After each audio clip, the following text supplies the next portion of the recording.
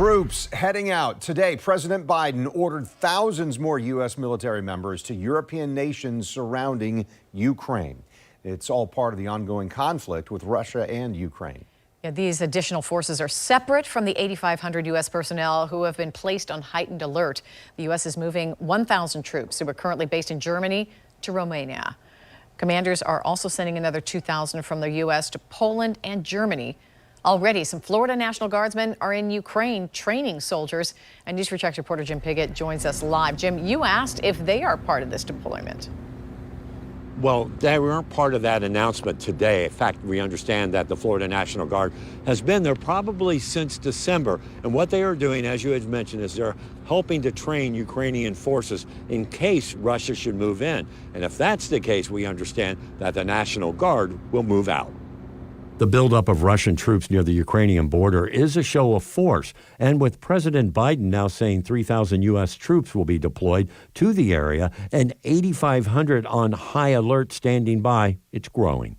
But the Ukrainian situation already has Florida implications, with members of the National Guard overseeing training of Ukrainian troops. While the local Guard isn't commenting, we did talk to retired Major General Douglas Burnett of the Guard about what's taking place. Currently, Florida National Guard soldiers are in Ukraine training Ukrainian soldiers how to use what we would call shoulder-launched weapons. A soldier holds this weapon. It could be an anti-tank weapon, which is what they're currently primarily doing, but it could also be ground to air. Most people think of the National Guard being deployed stateside in national emergencies, but that's not been their only role for several decades. We've seen that in Iraq and other military conflicts. Should Russia escalate the situation in Ukraine, the Major General says don't expect the Florida Guard to stick around. I'm sure there's a get out of Ukraine plan sitting somewhere with giant airlifters ready to move those soldiers out at a moment's notice. As for other troops being deployed,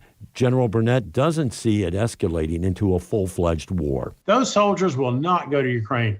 To get into a ground combat skirmish with the Russians is not going to happen. It quickly escalates, and then you start looking at nuclear options, and we want that. So hopefully this diplomacy will work.